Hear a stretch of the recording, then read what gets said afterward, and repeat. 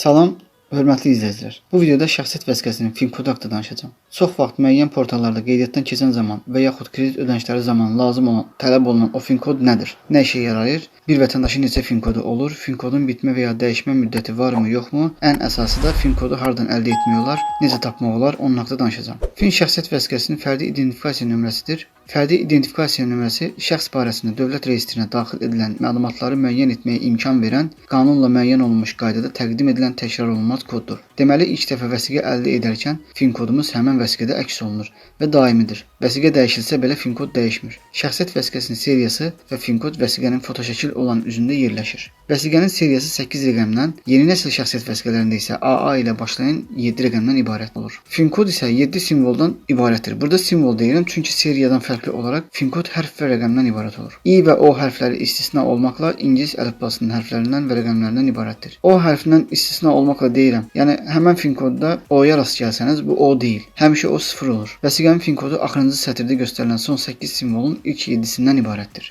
Şəkildə gördüyünüz kimi şəxsiyyət vəsiqəsində qırmızı çərçivəyə alınmış 7 simvol 94 FMDDD fin koddur. Sonuncu simvol 4 isə nəzərə alınmır. Yeni nəsil şəxsiyyət vəsiqələrində isə daha rahatdır. Belə ki, qırmızı haşiyəyə aldığım hissədə yalnız fin kod qeyd olunur. Əlavə heç nə qeyd olunmur. Yəni baxan kimi orada 7 simvol aydın görünür. Göy haşiyəyə aldığım hissədə isə vəsiqənin yalnız seriyası qeyd olunur. Deməli, vəsiqə dəyişdikcə seriya dəyişir, lakin fin kod dəyişmir. Bu qədər dostlar. İzlədiyiniz üçün təşəkkür edirəm. Ümid edirəm bilməyənlər üçün faydalı olmuşdur. Növbəti videolarda görüşənədək sağ olun.